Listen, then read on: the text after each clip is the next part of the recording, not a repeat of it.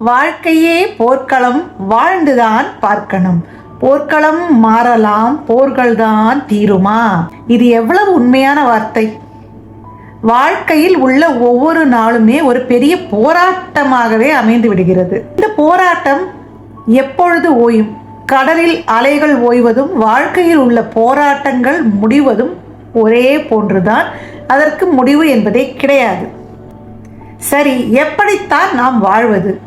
இந்த வருடம் நமக்கு வெற்றிகரமாக சாதகமாக வருவதற்கான ஒரே ஒரு உபாயத்தை உங்களுக்கு நான் சொல்கிறேன். வாழ்க்கை போர்க்களம் கிடையாது. வாழ்க்கை ஒரு விளையாட்டு. விளையாட்டில் வெற்றிகளும் தோல்விகளும் சவால்களும் சர்வசாதாரணம்.